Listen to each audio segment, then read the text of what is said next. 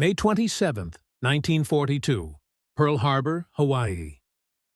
The clock on the wall inside Admiral Chester Nimitz's headquarters read 800 hours. Lieutenant Commander Edwin Layton stood before his commander holding a folder that contained intelligence so specific, so detailed, it seemed almost unbelievable to anyone outside that room. "The Japanese are coming to Midway," Layton announced. "They'll approach from the northwest, bearing 325 degrees. They'll be sighted roughly 175 miles from the island. The attack will begin at 0700 hours on June 4th. Admiral Nimitz regarded his intelligence officer with the calm confidence that made him one of America's most trusted leaders. "You're telling me you know exactly where Yamamoto will be, when he'll arrive, and what he intends to do?" "That's correct, sir," Layton replied. "We can read every order, every position report, every communication between Japanese commanders. We know their entire battle plan." The room went silent. In that instant, Nimitz realized the United States Navy possessed something more powerful than any battleship, more decisive than any bomb: the ability to read Japan's deepest secrets. What no one fully understood yet was that this moment was the result of 2 decades of patient, methodical effort. The code-breaking triumph that would shape the course of the Pacific War had not appeared overnight. It was built through years of preparation, brilliant mathematical insight, and the tireless dedication of men working in hidden rooms far from any battlefield. The true intelligence Layton presented would allow Nimitz to set a trap, so precise and so complete that historians would later call the coming clash the most decisive naval battle in American history. But the story of how the United States gained the ability to read Japan's naval communications began long before Pearl Harbor, in the quiet offices of a few linguists and mathematicians who saw war on the horizon years before the first bombs fell. The groundwork was laid in the early 1920s when a young naval officer named Lawrence Safford recognized that future wars would be fought not only with guns and ships, but with information. Safford, later known as the father of U.S. Navy cryptology, established the Navy's first organized code-breaking unit in 1924. It was a modest beginning, a few officers working with pencils and paper, analyzing diplomatic and military signals from potential adversaries. But Safford foresaw that Japan, an emerging Pacific power, would eventually challenge American interests. He began recruiting men of rare talents: linguists who had lived in Japan, mathematicians who could see structure in chaos, radio operators who could pluck faint signals from the air. By the early 1930s, the Navy had established intercept stations across the Pacific, one at Pearl Harbor in Hawaii, another at Cavite in the Philippines, and a third in Washington, D.C. Together, they would form the backbone of America's signals intelligence network. Among the officers Safford recruited was Joseph Rochefort, a man whose name would become inseparable from the cracking of Japanese codes. Rochefort had joined the Navy in 1918 at age 17, lying about his age to enlist during World War I. His gift for languages and puzzles soon caught the attention of his superiors. Instead of sending him to sea, they assigned him to the Navy's Code and Signal Section in Washington. There, working on the earliest American cryptographic efforts, Rochefort discovered his true calling. In 1929, the Navy sent him to Tokyo to study the Japanese language. For 3 years, he immersed himself not just in the language, but in the culture, military organization, and thought processes of Japanese officers. During this time, he met another young officer, Edwin Layton, who shared his fascination with Japan and his own conviction that understanding the enemy's language and mindset would be vital in any future conflict. The Japanese introduced their most sophisticated naval code on June 1, 1939. American cryptanalysts designated it JN-25, JN for Japanese Navy, and 25, marking it as the 25th naval system identified. JN-25 was no ordinary cipher. It was an enciphered code, a two-layer system that made decryption incredibly difficult. First, Japanese operators looked up words or phrases in a codebook of roughly 33,000 entries, each represented by a 5-digit number. But instead of transmitting those directly, they added a second layer of security using additive tables. Each 5-digit group was modified by adding another 5-digit number from a separate book, producing an entirely new number group that bore no visible relation to the original. These additives changed frequently, sometimes every few months. To decode a message, American cryptanalysts had to first strip away the additive, then match the resulting numbers to their meanings in the codebook. By late 1940, American and British codebreakers working together had made progress. They had mapped the structure of JN-25 and identified perhaps 10% of its vocabulary, roughly 3,800 of the 33,000 code groups. Still, progress was painfully slow.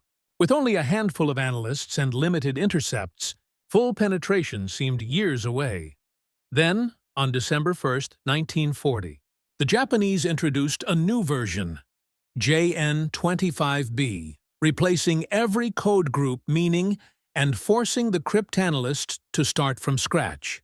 They began rebuilding their knowledge one group at a time through pattern analysis, educated guesses, and deductive reasoning. By October 1941, they were again making progress, having recovered perhaps 1,500 code groups. Optimism was rising that by spring 1942, they might finally be able to read current traffic.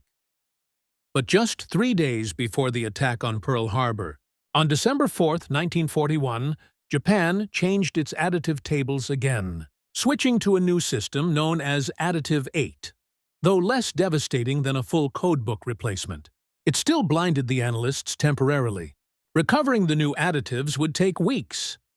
When Japanese aircraft struck Pearl Harbor on December 7, 1941, the codebreakers felt the blow personally. They had been working on JN-25 for over 2 years. Had they cracked it sooner? Could they have detected signs of the coming attack?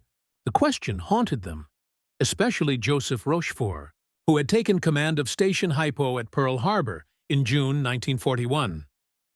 In the basement of the 14th Naval District Administration Building near the submarine base, a quiet revolution began. Few noticed the concrete structure above, but in its windowless basement, 60 feet long, lit by harsh fluorescent lights, humming with IBM machines, men worked in secrecy and exhaustion. This was Station HYPO, the nerve center of America's code-breaking war. Rochefort was an eccentric commander by any measure. He often worked 72-hour stretches without leaving the basement, wearing a smoking jacket and slippers against the chill air. He chain-smoked, drank endless coffee, and demanded perfection from himself and his team. Many of them he had personally selected.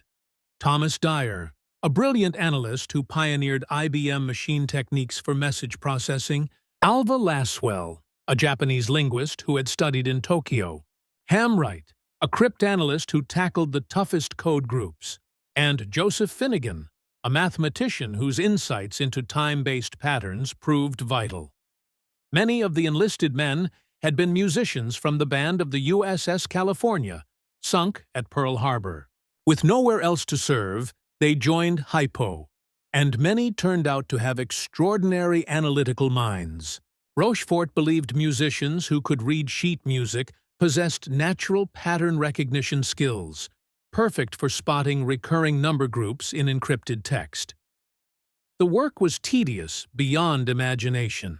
Each intercepted message contained hundreds of 5-digit groups. Analysts had to remove known additives, then match each remaining group to possible meanings.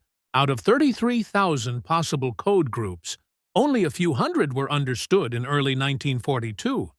Most messages looked like gibberish, but sometimes a recognizable ship name, a location, or a date appeared. Clues that, pieced together, began to reveal enemy intentions. Even when messages couldn't be fully read, traffic analysis, studying who sent messages, how often, and from where, filled in the gaps.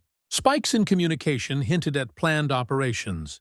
Silence often meant Ships were at sea, maintaining radio silence before attack.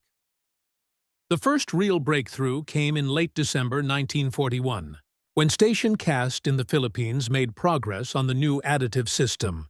They shared their findings with HYPO and Washington, beginning a collaboration that would prove both vital and contentious. By January 1942, Rochefort's team was reading fragments of JN-25B. Not full sentences, perhaps one word in 5, but enough to infer meaning. They detected Japanese preparations for operations in the South Pacific, and by February, plans for an attack on Port Moresby in New Guinea. Through March and April, as Japan's forces swept through Southeast Asia and the Dutch East Indies, the codebreakers tracked them, providing Nimitz with intelligence that allowed precise fleet positioning. The work was relentless. Rochefort and Dyer alternated on 24-hour watches that stretched to 36 or even 48 hours.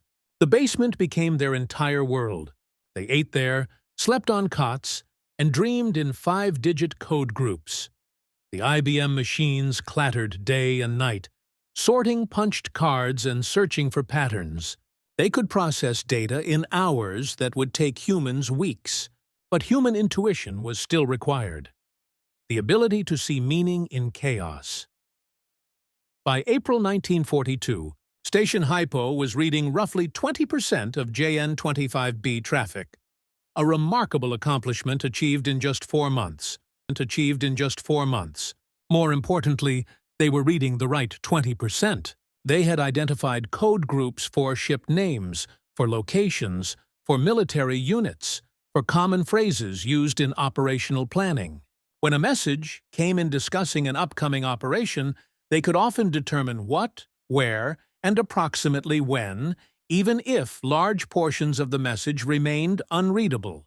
This was the situation when, in late April 1942, the analysts began detecting references to a major operation planned for early June. The target was identified by a code group that appeared frequently in the intercepts, AF. The question that would define the next month was simple, but critical. What did AF represent? The cryptanalysts had determined that the letter A seemed to designate locations in or near the Hawaiian Islands. They had seen AH used for Oahu. AF might be another location in that general area. Geography and logic suggested Midway Atoll. The tiny islands sat 1,000 miles northwest of Honolulu at the far end of the Hawaiian chain. It was strategically important. If Japan took Midway, they would have an advanced base from which to threaten Hawaii itself. But other analysts, particularly those in Washington, disagreed. Some thought AF referred to Johnston Island or even the Aleutian Islands off Alaska. Others argued that the Japanese might be planning another thrust south toward Fiji or Samoa. Admiral Ernest King, Commander-in-Chief of the U.S. Fleet in Washington, was skeptical. He had never fully trusted Rochefort, viewing him as an subordinate, because he often bypassed the chain of command to report directly to Nimitz through Leighton. Rochefort needed proof. If he was wrong, if Nimitz positioned his limited carrier forces to defend Midway while the Japanese struck elsewhere, the consequences would be catastrophic. The U.S. Navy had only 3 operational carriers in the Pacific. Enterprise and Hornet were in good condition. Yorktown had been badly damaged in the Battle of the Coral Sea in early May and was limping back to Pearl Harbor. Against these 3, the Japanese could field at least 6 carriers, including the 4 that had struck Pearl Harbor. Admiral Izuroku Yamamoto, commander of the combined fleet, had never suffered a naval defeat. His forces were experienced, confident, and had been winning steadily for 6 months. A mistake by Nimitz could mean the loss of America's entire carrier force. The Pacific War would be lost before it truly began. The fate of the war in the Pacific would turn on whether AF was Midway. In mid-May 1942, Lieutenant Commander Jasper Holmes of Rochefort's staff proposed an elegant solution. If the Japanese were reading American radio traffic, and if AF was indeed Midway, perhaps they could trick the Japanese into confirming it. The plan was simple but brilliant. Midway would send an uncoded radio message. One the Japanese could easily intercept, reporting a mechanical problem. Something specific enough to be believable, urgent enough that the Japanese might report it in their own coded traffic. Rochefort took the idea to Leighton. Leighton presented it to Nimitz. Nimitz approved immediately. On May 19th, Nimitz sent a message to the commanding officer at Midway via submarine cable, a communication line the Japanese could not intercept.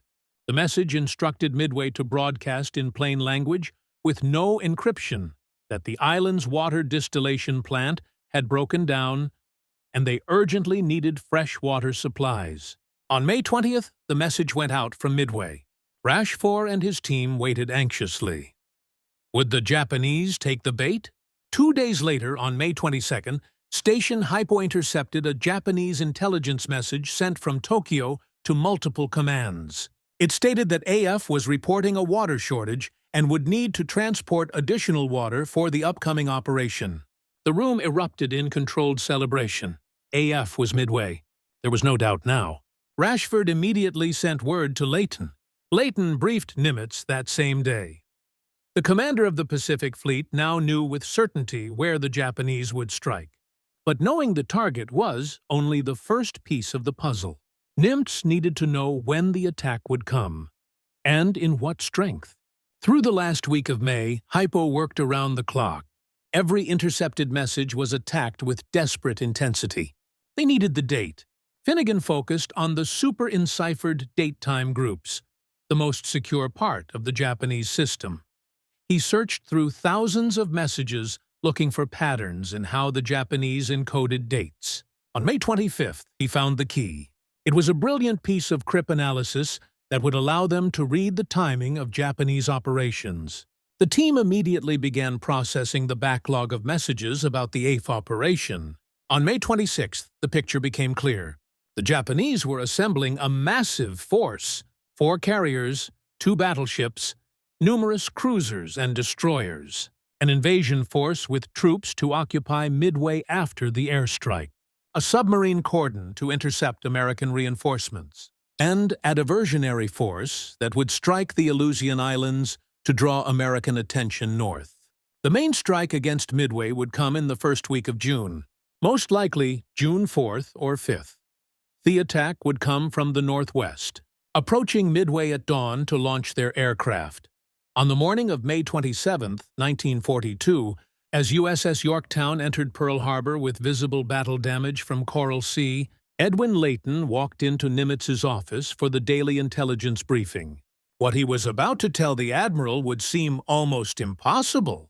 The intelligence from Station HYPO was so precise, so detailed that it included not just the target and the timing, but the exact bearing from which the Japanese would approach, the approximate distance at which they would launch their aircraft, and even the estimated time of the attack. Leighton's prediction that the Japanese would approach from bearing 325 degrees at approximately 105 miles from Midway with an attack commencing around 0700 hours on June 4th was based on decrypted Japanese operational orders. Nimitz listened carefully. He asked about confidence levels. Leighton was certain. This wasn't analysis. This was reading the enemy's plans directly from their own communications. Nimitz made his decision. He would position his carriers northwest of Midway, where they could ambush the approaching Japanese force. The Japanese didn't know that American code rears had penetrated JN-25. They expected surprise. Instead, they would be the ones surprised. But Nimitz faced a problem. USS Yorktown, damaged at the Coral Sea, sat in dry dock at Pearl Harbor. Navy inspectors estimated the carrier would need 3 months of repairs before she could return to service. Nimitz gave them 3 days and needed every available carrier for the coming battle. 400 civilian workers from the Pearl Harbor Naval Shipyard swarmed aboard Yorktown. They worked around the clock, cutting and welding, replacing damaged sections, patching holes. The shipyard implemented rolling electrical blackouts across Oahu to provide power for the welding equipment. Hours after Yorktown entered dry dock, she steamed out of Pearl Harbor, repair crews still aboard to join the task force assembling north of Midway. On June 3, 1942, American patrol aircraft spotted Japanese ships approaching from the west. On the morning of June 4th, exactly when Leighton had predicted, radar operators on Midway detected aircraft approaching from the northwest. At 07:02 hours, just 2 minutes after Leighton's predicted time, Japanese aircraft struck Midway, but the American carriers were not at Pearl Harbor as the Japanese had expected. They were positioned northeast of Midway, waiting. When Nimitz received the first contact reports that morning, he remarked to Leighton that his prediction had been off by only 5 minutes, 5 degrees and 5 miles. It was one of the most accurate pieces of tactical intelligence in naval history. The Battle of Midway raged from June 4th through June 7th, 1942. American dive bombers caught 3 Japanese carriers, Akagi, Kaga, and Soryu, with their aircraft being rearmed on deck. Within minutes, all 3 were burning and would later sink. The 4th carrier, Chayu, launched a counterattack that damaged Yorktown, but American aircraft found and destroyed Hiryu that afternoon. In exchange for Yorktown and the destroyer USS Hammond, which was torpedoed while assisting the damaged carrier, the United States Navy had sunk all 4 Japanese fleet carriers that had struck Pearl Harbor. The Japanese lost approximately 290 aircraft and 3,057 men. The Americans lost 145 aircraft and 307 men.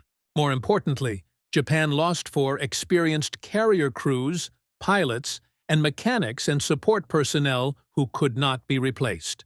The Japanese Navy would never again achieve the striking power it possessed before Midway. The intelligence advantage did not end at Midway. Station HYPO continued breaking JN-25 throughout the war.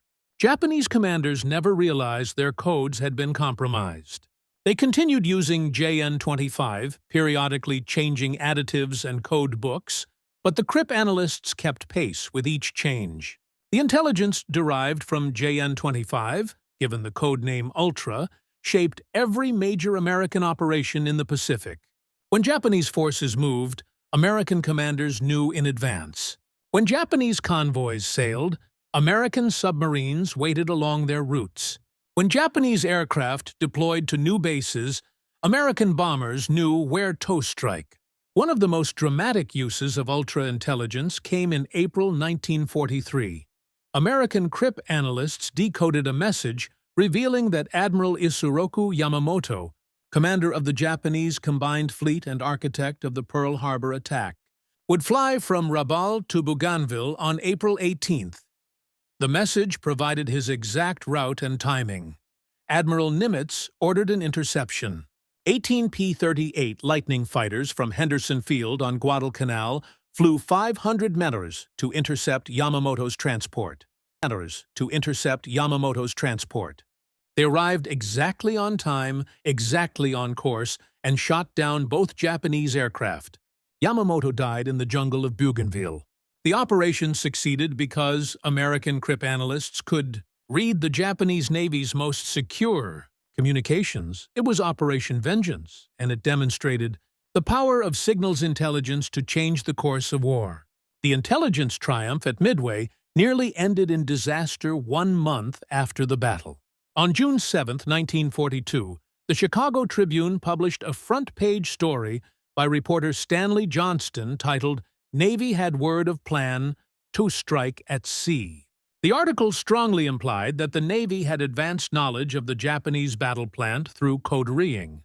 Johnston had been aboard USS Lexington during the Battle of the Coral Sea and had seen classified dispatches. His article came dangerously close to revealing that American cryptanalysts could read Japanese codes. President Roosevelt and Navy Secretary Frank Knox were furious. They demanded Johnston be prosecuted under the Espionage Act. A grand jury investigated but declined to indict. Fortunately, the Japanese either didn't see the article or didn't understand its implications. They continued using JN-25, never suspecting it had been compromised. The foundation was laid in the early 1920s when a young naval officer named Lawrence Safford recognized that future wars would be fought not just with guns and ships, but with information. Safford, who would later be called the father of Navy cryptology, established the Navy's first organized code-breaking unit in 1924. It was a modest beginning, just a few officers working with pencil and paper, trying to understand the diplomatic and military communications of potential adversaries. But Safford understood that Japan, rising as a Pacific power, would eventually challenge American interests. He began recruiting men with unique talents, linguists who had lived in Japan, mathematicians who could see patterns in chaos, radio operators who could pluck signals from the air. By the early 1930s, the Navy had established intercept stations across the Pacific, one at Pearl Harbor in Hawaii, another at Cavite in the Philippines, a third worked from Washington. These stations would eventually form the backbone of America's signals intelligence network.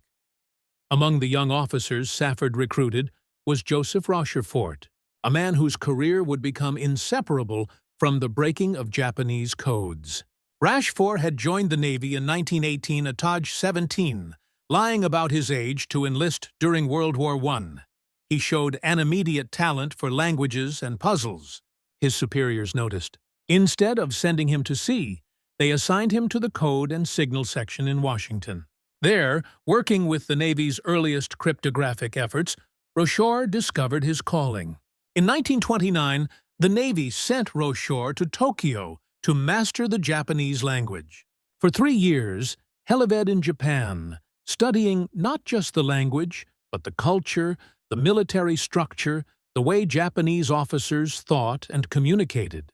It was during this assignment that Rochefort met another young officer who would prove crucial to the coming war, Edwin Layton.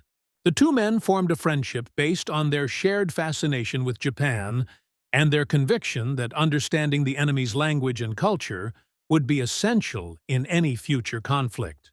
The Japanese introduced their most sophisticated naval code on June 1, 1939. American krypton analysts gave it the designation JN-25. JN simply meant Japanese Navy.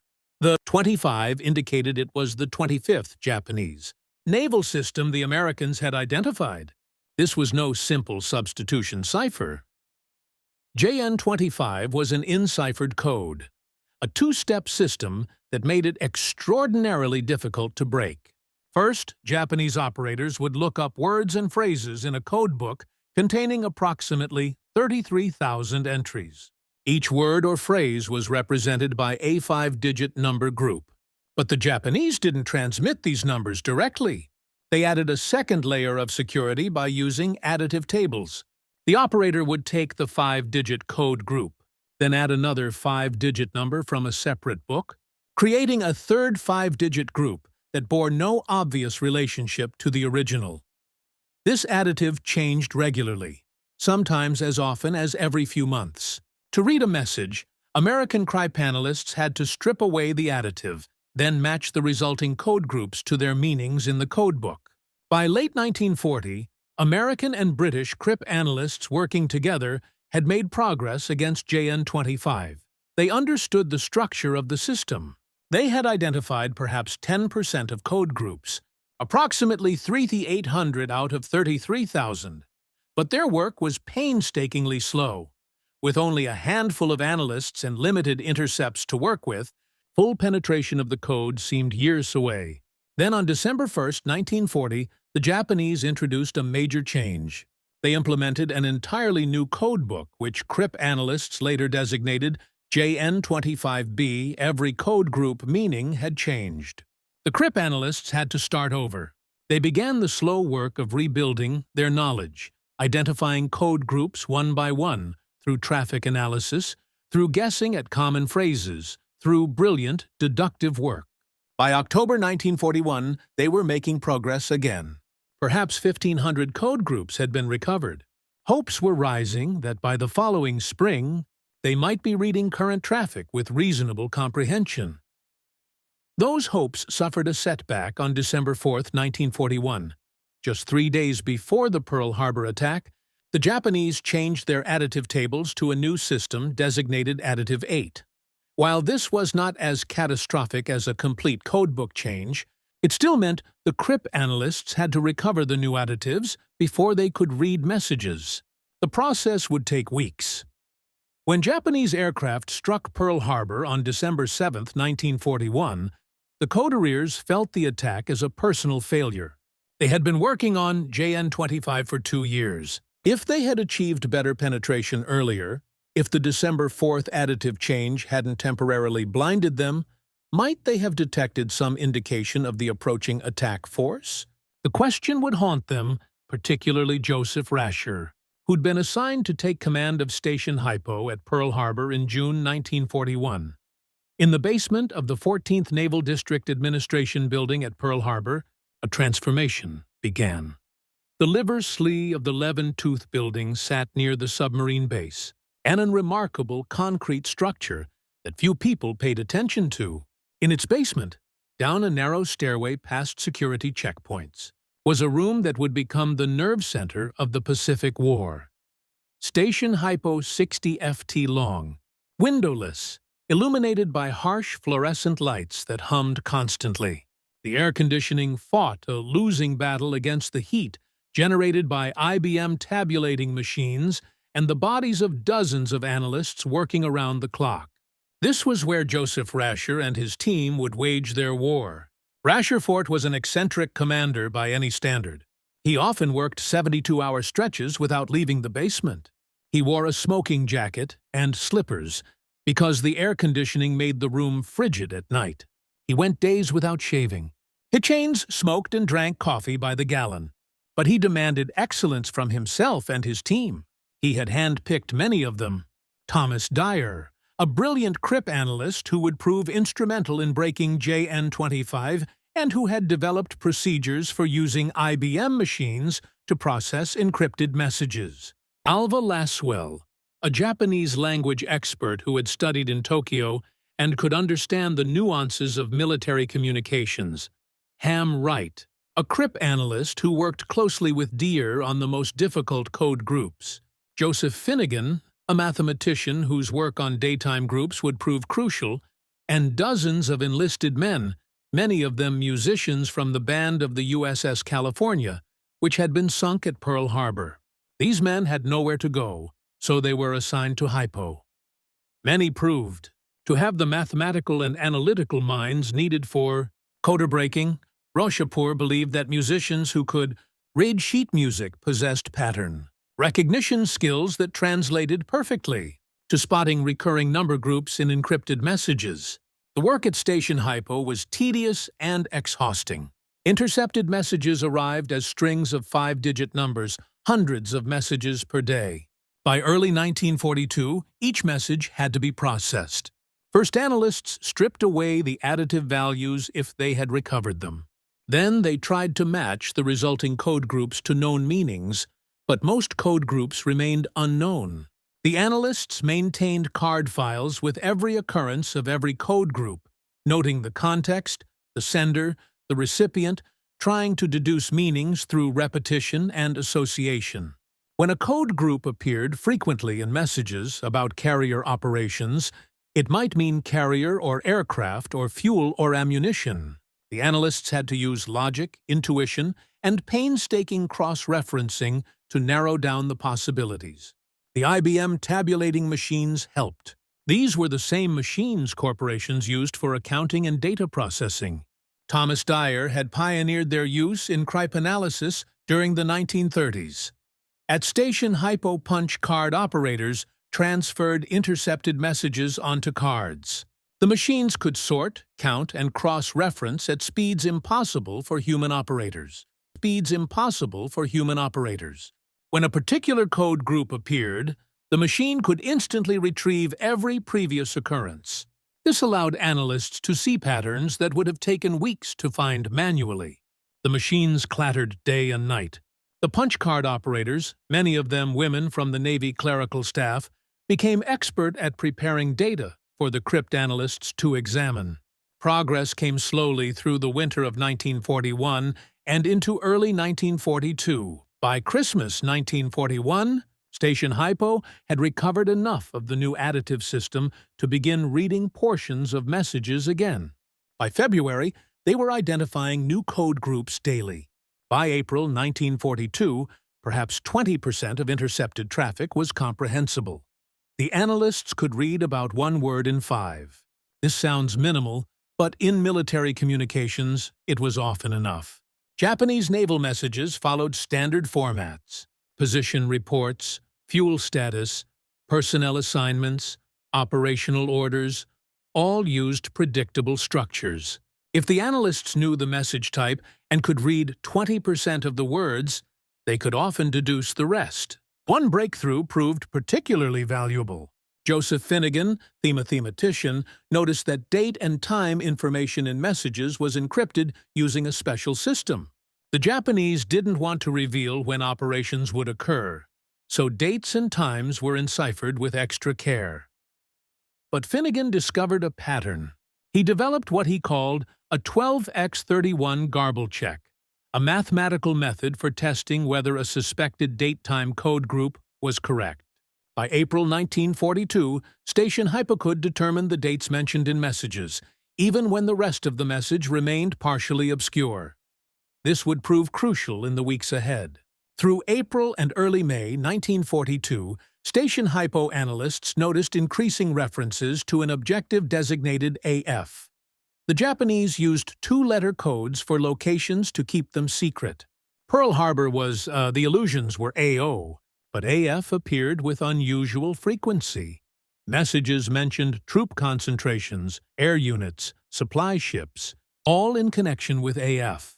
The traffic suggested a major operation was being planned. But where was AF? Some analysts in Washington believed it might be the Aleutians, America's northernmost territory. Others thought perhaps it was Port Moresby in New Guinea, or even the west coast of the United States.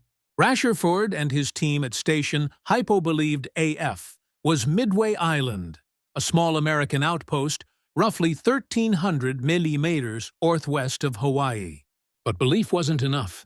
Nimitz needed proof before he could commit his limited carrier forces. In mid-May 1942, Captain Wilfred Holmes, a submarine officer assigned to Station HYPO, proposed a clever solution. If AF was Midway, perhaps they could trick the Japanese into confirming it. Holmes suggested that Midway be instructed to send an uncoded radio message reporting a problem with their water distillation equipment. The message would mention that fresh water was running short. If Japanese intelligence was monitoring Midway, as they surely were, they would intercept this message. If AF was indeed Midway, Japanese communications might then reference the water shortage. Nimitz approved the plan. On May 19th and 20th, 1942, Midway sent the uncoded message via underwater cable to Pearl Harbor, which then transmitted it by radio in a low-level cipher the Japanese had already broken. The message reported mechanical problems with the water distillation plant and requested emergency shipments of fresh water. Station HYPO analysts waited. Within 48 hours, on May 22nd, they intercepted a Japanese intelligence report. After stripping away the encryption, the message stated that AF was short of water. It was the confirmation Rochefort needed. AF was definitely Midway.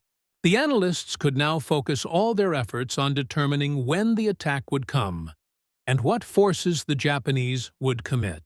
The intelligence picture came into focus rapidly during the final days of Maytard. Station HYPO was now processing between 500 and 1,000 messages per day as Japanese units coordinated their movements toward the objective. Each message added detail to the emerging picture. The cryptanalysts identified the carriers that would participate. Akagi, Kaga, Soru, Hiru, all 4 had struck Pearl Harbor 6 months earlier. They tracked the departure dates of various units from Japanese bases. They plotted the approach route.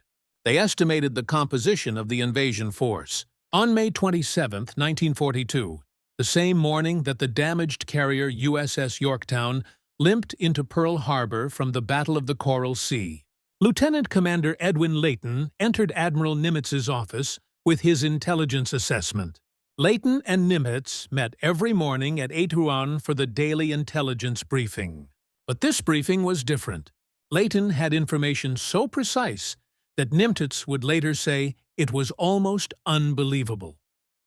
The Japanese, Leighton explained, would approach Midway from the northwest. They would be spotted at bearing 325 degree, approximately 175 km from the island. The attack would begin at approximately 0700 hours on the morning of June 4, 1942. 4. Fleet carriers would provide the striking power supported by battleships, cruisers, and destroyers. An invasion force with troop transports would follow. The Japanese plan called for the carriers to destroy American air defenses on Midway, then cover the landing of ground forces who would seize the island. What made Leighton's briefing remarkable was not just the detail, but the confidence with which he presented it. This wasn't guesswork or analysis based on incomplete information. This was intelligence derived from reading the enemy's communications. Russia and his team at Station HYPO had broken JN-25 well enough to read Japanese operational orders. They knew the enemy's plan as clearly as if they had been sitting in Admiral Yamamoto's planning sessions. Nimitz absorbed the information calmly. He asked questions about confidence levels, about alternative interpretations, about what might happen if the intelligence was wrong. Leighton answered each question. He was confident. Station HYPO had checked and rechecked their analysis. Multiple messages from multiple sources all told the same story. The Japanese were coming to Midway, and they were coming on June 4th. Nimitz made his decision. He would position his carriers northwest of Midway, where they could ambush the approaching Japanese force. The Japanese didn't know that American code ruse had penetrated JN-25. They expected surprise. Instead, they would be the ones surprised. But Nimitz faced a problem. USS Yorktown, damaged at the Coral Sea, sat in dry dock at Pearl Harbor. Navy inspectors estimated the carrier would need 3 months of repairs before she could return to service. Nimitz gave them 3 days. He needed every available carrier for the coming battle. When 400 civilian workers from the Pearl Harbor Naval Shipyard swarmed aboard Yorktown, they worked around the clock, cutting and welding, replacing damaged sections, patching holes. The shipyard implemented rolling electrical blackouts across Oahu to provide power for the welding equipment. Hours after Yorktown entered dry dock, she steamed out of Pearl Harbor, repair crews still aboard, to join the task force assembling north of Midway. On June 3, 1942, American patrol aircraft spotted Japanese ships approaching from the west. On the morning of June 4th, exactly when Leighton had predicted, radar operators on Midway detected aircraft approaching from the northwest. At 0702 hours, just 2 minutes after Leighton's predicted time, Japanese aircraft struck Midway. But the American carriers were not at Pearl Harbor as the Japanese had expected. They were positioned northeast of Midway, waiting. When Nimitz received the first contact reports that morning, he remarked to Leighton that his prediction had been off by only 5 minutes, 5 dig and 5 miles. It was one of the most accurate pieces of tactical intelligence in naval history. The Battle of Midway raged from June 4th through June 7, 1942. American dive bombers caught 3 Japanese carriers, Akagi, Kaga, and Soryu, with their aircraft being rearmed on deck. Within minutes, all 3 were burning and would later sink. The 4th carrier, HYPO, launched a counterattack that damaged Yorktown, but American aircraft found and destroyed HYPO that afternoon. In exchange for Yorktown and the destroyer USS Hammond, which was torpedoed while assisting the damaged carrier, the United States Navy had sunk all 4 Japanese fleet carriers that had struck Pearl Harbor. The Japanese lost approximately 290 aircraft and 3,057 men. The Americans lost 245 aircraft and 307 men. 5 aircraft and 307 men. More importantly, Japan lost 4 experienced carrier crews, pilots, and mechanics and support personnel who could not be replaced. The Japanese Navy would never again achieve the striking power it possessed before Midway. The intelligence advantage did not end at Midway. Station HYPO continued breaking JN-25 throughout the war. Japanese commanders never realized their codes had been compromised. They continued using JN-25, periodically changing additives and code books. But the cryptanalysts kept pace with each change. The intelligence derived from JN-25, given the codename Ultra, shaped every major American operation in the Pacific. When Japanese forces moved, American commanders knew in advance. When Japanese convoys sailed, American submarines waited along their routes. When Japanese aircraft deployed to new bases, American bombers knew where to strike. One of the most dramatic uses of ultra-intelligence came in April 1943. American cryptanalysts decoded a message revealing that Admiral Ishizuroku Yamamoto, commander of the Japanese Combined Fleet and architect of the Pearl Harbor attack, would fly from Rabaul to Bougainville on April 18th. The message provided his exact route and timing. Admiral Nimitz ordered an interception. 18 P-38 Lightning fighters from Henderson Field on Guadalcanal flew 500 meters to intercept Yamamoto's transport. They arrived exactly on time, exactly on course, and shot down both Japanese aircraft. Yamamoto died in the jungle of Bougainville. The operation succeeded because American cryptanalysts could read the Japanese Navy's most secure communications. It was Operation Vengeance, and it demonstrated the power of signals intelligence to change the course of war. The intelligence triumph at Midway nearly ended in disaster 1 month after the battle. On June 7, 1942, the Chicago Tribune published a front-page story by reporter Stanley Johnston titled, "Navy Had Word of Japan to Strike at Sea." The article strongly implied that the Navy had advanced knowledge of the Japanese battle plant through code reeking. Johnston had been aboard USS Lexington during the Battle of the Coral Sea and had seen classified dispatches. His article came dangerously close to revealing that American cryptanalysts could read Japanese codes. President Roosevelt and Navy Secretary Frank Knox were furious. They demanded Johnston be prosecuted under the Espionage Act. A grand jury investigated but declined to indict. Fortunately, the Japanese either didn't see the article or didn't understand its implications. They continued using JN-25, never suspecting it had been compromised. Joseph Rochefort received no medal for his achievement. In October 1942, despite having provided the intelligence that enabled the victory at Midway, Rochefort was relieved from Station HYPO and reassigned to oversee construction of floating dry docks on the West Coast. The removal resulted from bureaucratic infighting in Washington. Admiral Ernest King's intelligence staff, led by Captain John Redman and his brother, Commander Joseph Redman, resented that Rochefort communicated directly with Nimitz rather than routing intelligence through Washington. They also disagreed with some of Rochefort's assessments. When Admiral Nimitz recommended Rochefort for the Distinguished Service Medal immediately after Midway, Admiral King denied the recommendation. Rochefort would spend the remainder of the war in obscurity, his contributions unknown outside a small circle of intelligence professionals.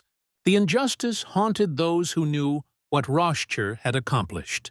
Edwin Layton, who worked with Rochefort through those critical months, wrote in his memoir that the treatment of Rochefort was one of the great injustices of the war. Admiral Nimitz agreed.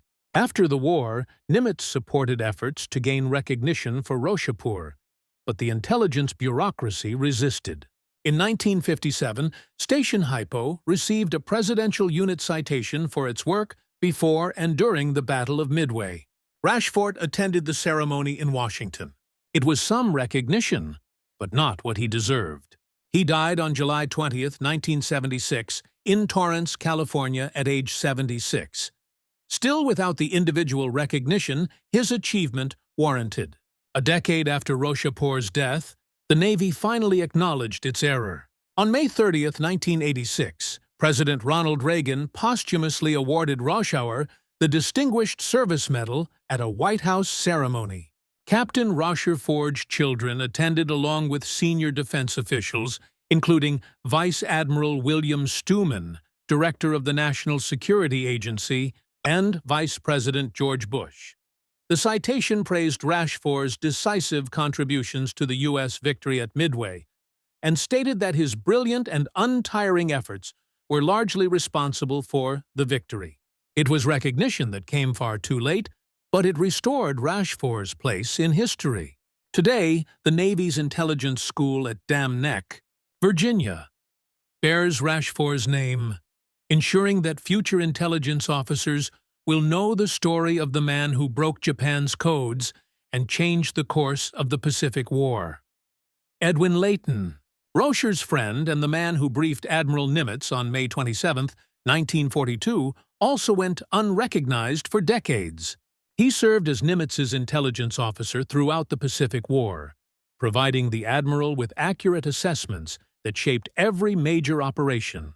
After the war, Layton retired with the rank of Rear Admiral but remained silent about the code-reading operation. The work of Station HYPO remained classified. Not until the 1970s, when the National Security Agency began declassifying World War II signals intelligence materials, could the story be told?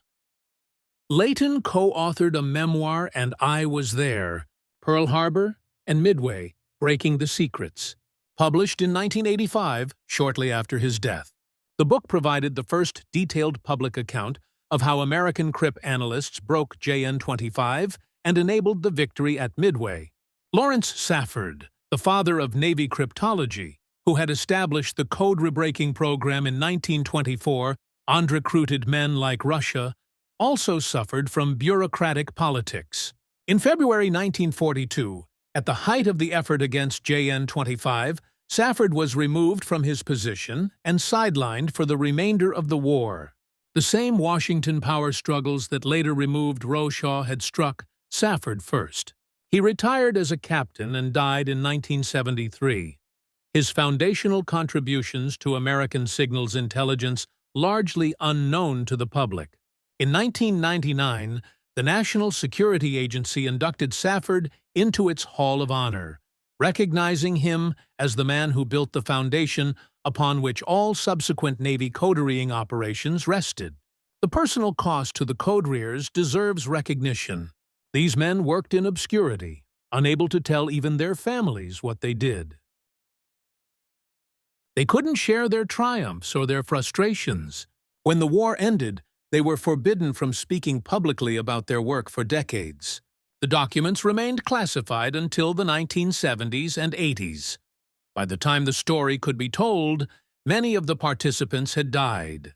Rochefort died in 1976, just as the first books about Midway code-reading were being published. He never received full public recognition for his achievement.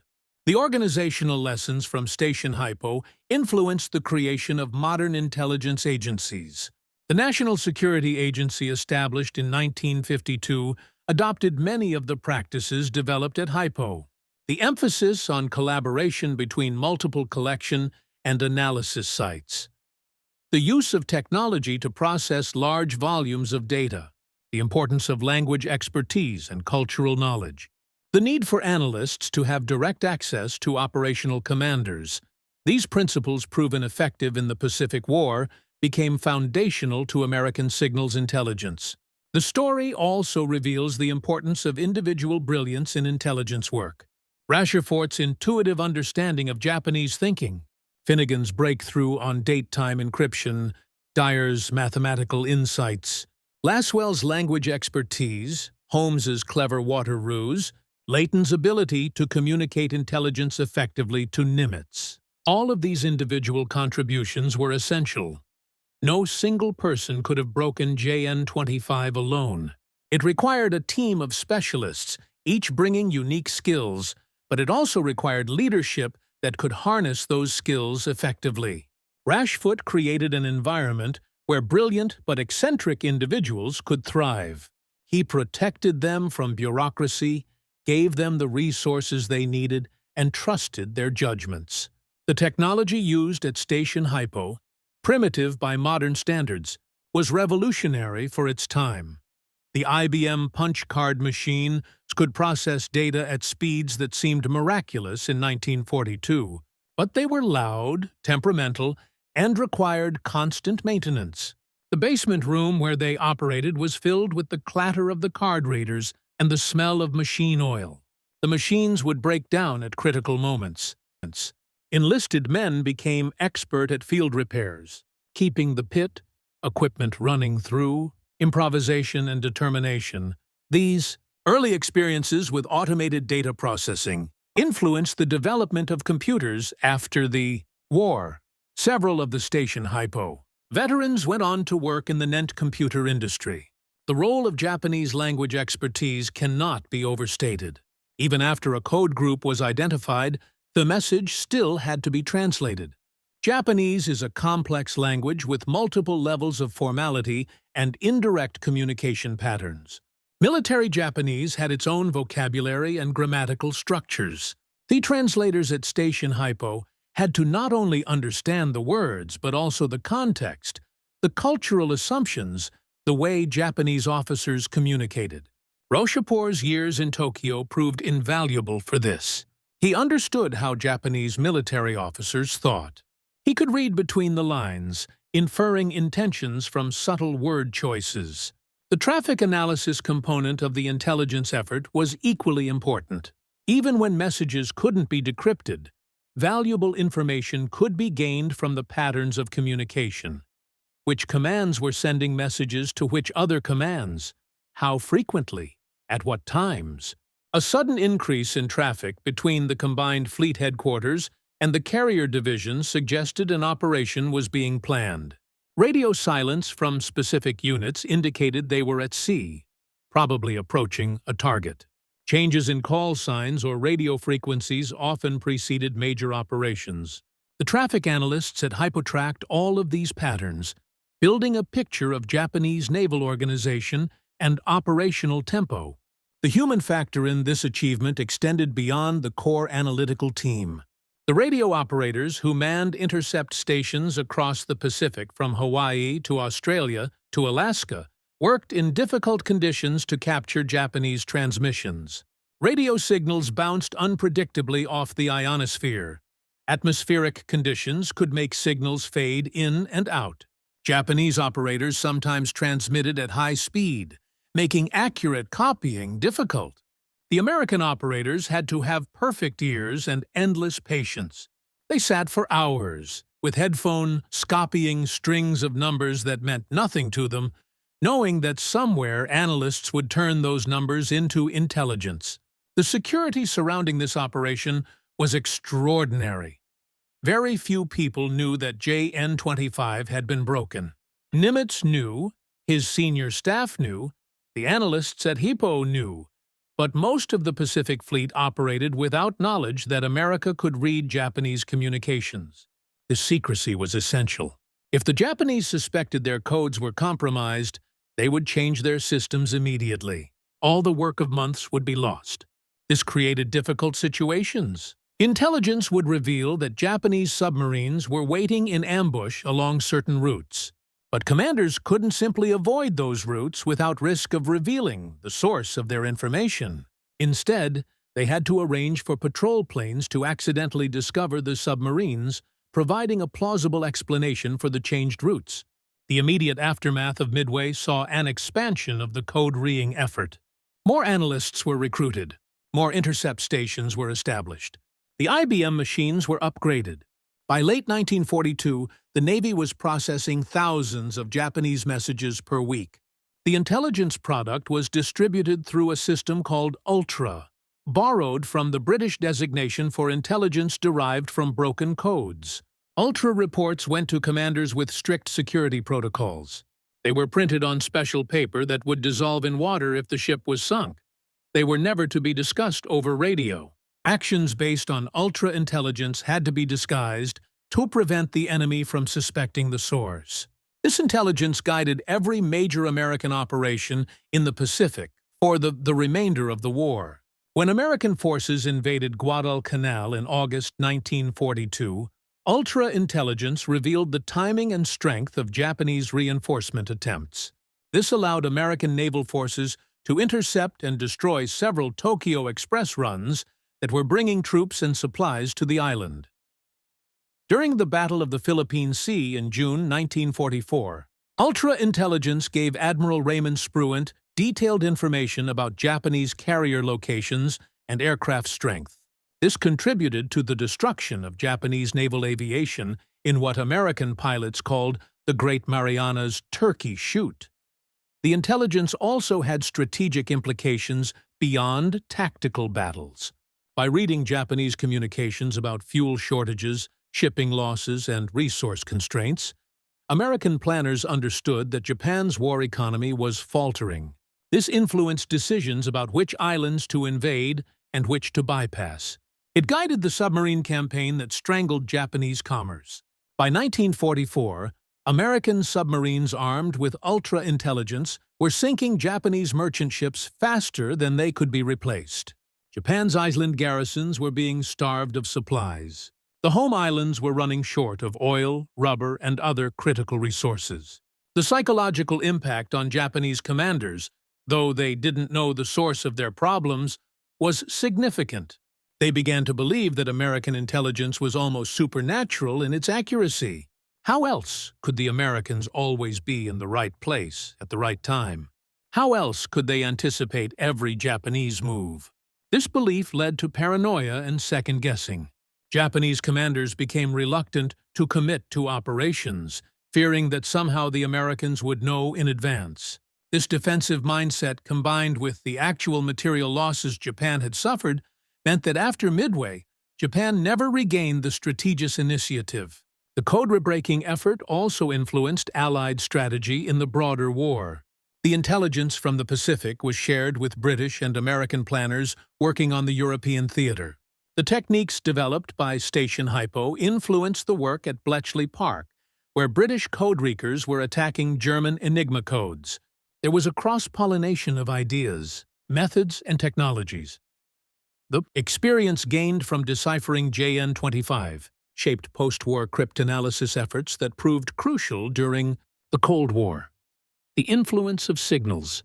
Intelligence on the Pacific War can be measured in multiple ways. Hundreds of Japanese vessels were sunk thanks to ultra-intelligence. The number of American lives preserved by avoiding ambushes and anticipating attacks cannot be counted. The strategic edge gained by understanding Japanese plans and capabilities shortened the conflict by months, perhaps even years. Some historians argue that without the intelligence success at Midway, the Pacific campaign might have continued until 1946 or 1947, with far greater casualties on both sides.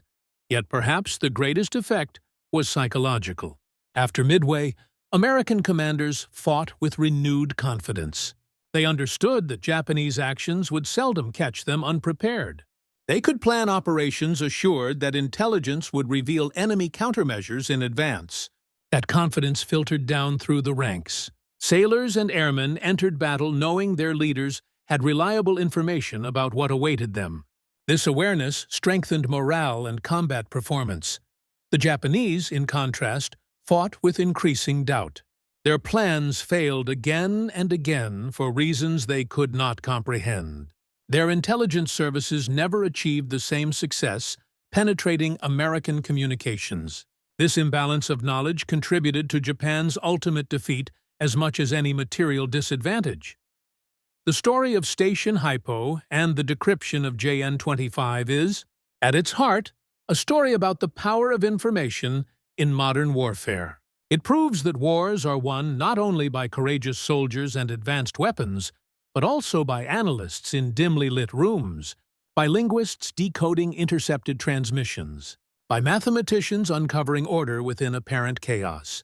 Admiral Nimitz's decision to trust Rochefort's intelligence to deploy his carriers based solely on decrypted messages stands as one of the boldest acts of command in military history. He staked everything on information many of his peers thought too exact to be true. His faith was rewarded with America's greatest naval triumph of World War II. For future military and intelligence professionals, the lesson is unmistakable. Intelligence is not a support function. It is the foundation of strategy. A commander armed with accurate information can make decisions impossible for one who lacks it. Investments in intelligence gathering and analysis yield returns far beyond their cost. The few hundred men and women at Station HYPO, working with their IBM tabulators, linguistic expertise, and mathematical insight, contributed more to victory in the Pacific than combat units many times their number. They did not fight with bullets or bombs. They fought with information. And in the hands of leaders wise enough to wield it, information became the most decisive weapon of all. Their achievement remains a lasting tribute to the power of intelligence, the value of foresight, and the bravery of those willing to act on insight even when convention urged restraint. On May 27, 1942, Admiral Nimitz learned he could read every secret Japan possessed. A week later, he used that knowledge to win the Battle of Midway. Though the Pacific War would rage for 3 more years, after Midway, its conclusion was assured. Japan's naval strength was shattered. America's industrial power would carry the day. And it all began with a small group of codebreakers in a Hawaiian basement who unraveled the unbreakable and gave their commander the vision to shape victory.